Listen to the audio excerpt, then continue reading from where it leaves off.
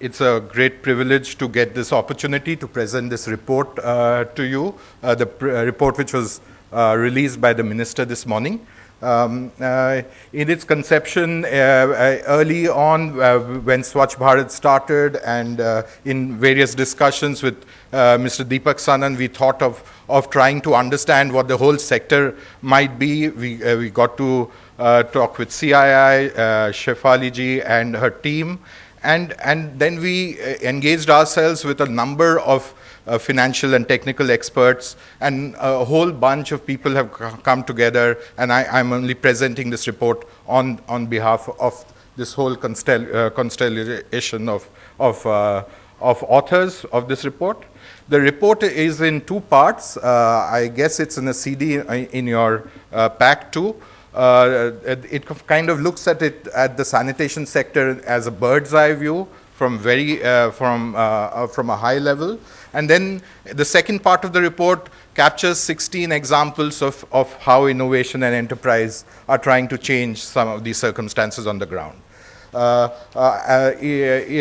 Through the presentation, I will run you through part A of the report, which essentially talks about, documents the challenge, the nature of the challenge, the model, and how it has been built to capture all elements of sanitation, we hope, the results of the model, and the possible impacts.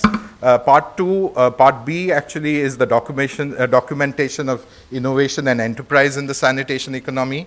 I will just give you the structure of that. We are fortunate that a number of the real people implementing these programs are with us today, and we'd like to hear more directly from them. The scale of the challenge has been talked about in the first session, so I'm going to skip this. We do know that we are not meeting our MDG goals, and how means the sanitation as a barrier in the fecal-oral chain is so vital for public health. We look at this in the urban and rural areas separately in the report. It emerges quite strongly, while in rural areas, open defecation and access to toilets is a primary challenge. In urban areas, the reportage more recently is also showing, however, that in these in the statutory towns, open discharge seems to be the bigger problem, because access to toilets over the last couple of decades has significantly improved. However, there still is a large gap to cover. So this time series data kind of captures open defecation and GDP on one side, and infant mortality rates on the other.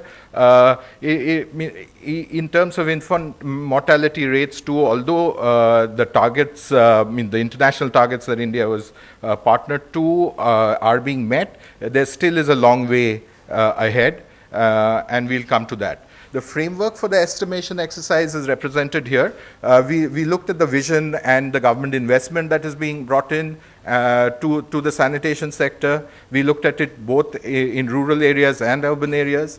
We looked at both toilets and liquid waste management in one bucket and solid waste management in another. And we looked at capital expenditures and possible operational expenditures. And in converting this through this framework, we've tried to come up with estimations of socioeconomic benefits and industry inputs that will be required. The methodology, of course, is traditional. We looked at population projections, we looked at current costs, we've made some projections about the financing options, and then we have worked out the industry and socio-economic linkages. For each of these, for rural and urban areas separately, we've kind of agreed on in this community on a number of the whole chain of sanitation and a set of technologies which we've kind of adjusted in the model, assuming their spread. In urban areas too, for solid waste and for liquid waste management, a few options have been inbuilt into the model. For example, sewerage systems in one, and septic tank, fecal sludge management in another case. And as the model builds up, the story seems to be that if we spike up investments over this short period of time, over the next 5 years, or we are in the first year already, up to 2019, how the OPEX will be the primary focus going forward for the next 5 years, and how CapEx will come down significantly. Means this assumption of only 5 years of we've projected only for 5 years of OPEX, keeping just the minimum infrastructure lifespan in consideration. But of course, the key assumptions are that the resources, the institutions, and the demand that was talked about in the first session are going to come in place for this massive spike. The results have been presented as a range, just to give you a few numbers, means total OPEX, CapEx, rural and urban is between 8 and 9.5 lakh crores for this 10-year period. Then we have CapEx and rural for urban, rural, and all explained and put out in the report. Interestingly, if you look at toilets and liquid waste management, while the numbers speak for itself, it's interesting to note that the ratio between the capital and operating costs over this 10-year period is something like 45-55. So operation costs still are the important part of the 100%. In solid waste management, the picture is more OPEX and O&M driven, because almost 89% of the costs are generated, or the expenditure has to be on the OPEX side. We understand that there is a whole ecosystem of players, financiers in this exercise, right from led by the Ministry of Drinking Water and Sanitation and the Ministry of Urban Development, surely, but many ministries at the Government of India level contributing, the states governments, the local bodies, couple of multilateral organizations, the Swachh Bharat Kosh, the private sector investments, either through PPPs or in their own business models, or through CSR, and the new recent Swachh Bharat cess. When we draw up this whole picture, which although being means it gives us a very interesting view of what we would want or need to happen in the big picture sense, and means these red ones of the state and ULB and the household expenditures, we need more predictability about these sides of the financing puzzle at the moment. While the Government of India's financing is clearer and more committed, some of this is more uncertain. Running this model into the industry sectors, we see that the two most affected, impacted sectors will be that of sanitary ware and microfinance. Sanitary ware, if this exercise is to take place, there's going to be an added impact of 170% in the market. In the microfinance, the potential is for 240%. Bricks, steel, soaps in FMCGs, cement and equipment. We've kind of tried to understand what the market size impact will be. On the socio-economic impacts, there is the GDP one that Mr. Kapoor just spoke about, and the returns seem to be very high. The GDP losses in that report, however, don't capture a whole bunch of environmental rehabilitation costs. So there is a chance that this might be higher.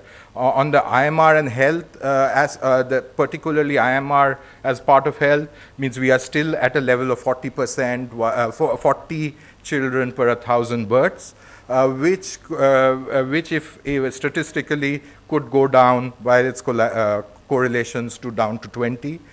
This is a huge benefit in terms of its impact on the wider economy. The construction employment generation, we've got some numbers. We've also looked at what it means in terms of the softer parts of knowledge services, IC, in this model. What we haven't been able to really put numbers behind is equity and dignity issues, the resource efficiencies that this will bring in, and the climate resilience aspects of it. Coming to part 2 of the report, this is how it kind of fits in. So we've kind of grouped the examples of these cases into 4 buckets. There are these a few that we call rural infrastructure offers.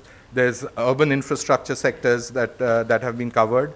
There's service provision models where innovative practices on the O&M side have been highlighted, and of course communication, education, and behavior change focused offers. This is the list. We've got 16 out today, but we should be documenting more of these, more of them, and I look forward to hearing from the people involved in each of them as they come up to speak. Just putting out that each one seems to be driven by a different approach, and it's very creative and innovative and entrepreneurial in that sense, following different taglines, but similar in terms of the goal that they have adopted. The last, at the end of this, I think connecting to the earlier session means the issues that come out are whether adequate demand is being created. So it means many of this investment projection and industry projection is dependent on are we understanding that adequate demand is being put together? Are the implementing institutions being adequately strengthened? Is there greater certainty of financing sources that is emerging? Do we understand how much the state governments are putting in better, how local bodies are going to work on the O&M side, on their charges? And then there are a couple of very interesting questions that come up on aggregating these case studies that we see that there is a huge opportunity for a layer of firms to kind of aggregate some of these models and to make them more applicable across the geography that we work in. Means how can a government program, a mission, and I'm sure Mr. Prasad will talk about that, help promote wider innovation and scaling up of these efforts. Finally, are local authorities being better equipped to support and work with the private sector? I'll leave it at that. Thank you very much.